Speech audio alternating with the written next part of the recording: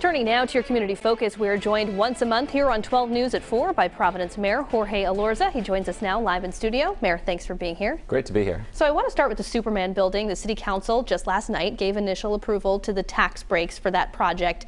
And we've learned the proposed prices for the apartments there as well. They range in price from about $1,300 to more than $5,000. Yeah. I will admit I had some sticker shock when I saw this.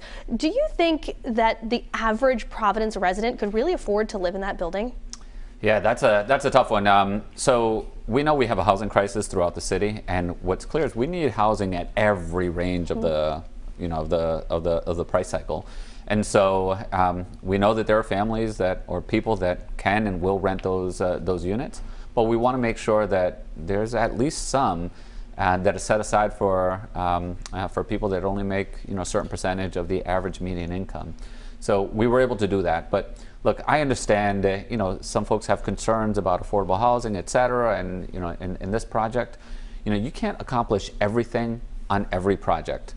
It's an absolute priority, and I don't think anyone wants to see this building go lay fallow, be blighted, and be empty for another 9 or 10 years. It's a priority to make sure that we bring the building back to life, and the surrounding impact that's going to have around Kennedy Plaza, the retail shops, the bars, the restaurants, the businesses downtown. That's going to be amazing, along with just filling a hole that has existed for a number of years. So it's a priority to get it filled. I've been supportive of this from the very beginning. That's why we helped negotiate the terms, and I hope it gets a second passage so we can bring it back to life. Staying on the topic of housing, there's an ordinance being considered right now by the City Council that would cap the number of college students who could live together under one roof at 3. Do you support that? So this is the way I think about this. So we have a housing affordability crisis. I mean, the rents are just too darn high. And we know that financially it makes sense for landlords to, instead to rent to a family, to rent to 4, 5, 6 college students. It just makes sense. And we as a city can't incentivize homeowners or landlords taking property off of the market and renting it exclusively to students. Housing students should be more and more responsibility of the universities themselves, housing students on campus.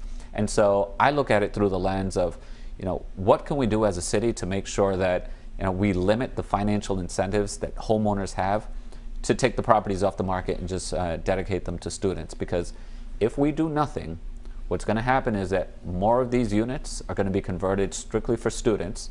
The prices are going to go up even higher, and families are going to be pushed out of the city. Is this the way to tackle it, though, to cap that number at 3? Do you think that's the right way to handle this?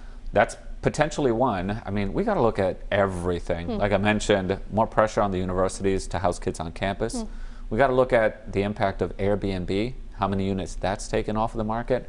And frankly, something that really needs to be seriously considered is rent stabilization as well. It's okay to make money off of housing, but not rent gouging. And so what exactly is that balance? That needs to be worked out, but those are all measures that we need to consider. I want to talk to you about the Providence Place Mall. Renegotiating the tax treaty with the mall has been in the headlines once again. You told my colleague Steph Machado, quote, "Your default is to leave it to the next administration and the next city council." Realistically, what do you think the future of the mall looks like, and what do you think that agreement should look like?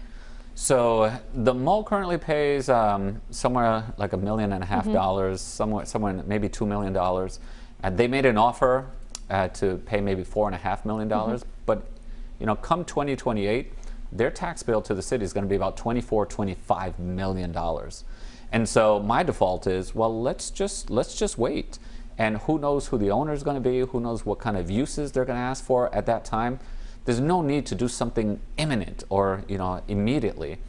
The way that I see it, the city is in a better position the closer we get to 2028, and frankly, that's a decision that should be left to the next mayor, the next city council, the next administration to figure out what to do. That's a long-term project without an immediate need. This should be left to the next team. We've got about 30 seconds left. Early voting started this week on Wednesday. In Providence, there's a question on the ballot about whether to make the Providence School Board half elected versus 100% appointed, which it is right now, and also to add an additional member. You vetoed this proposal. The council overrode that veto. Again, it is on the ballot.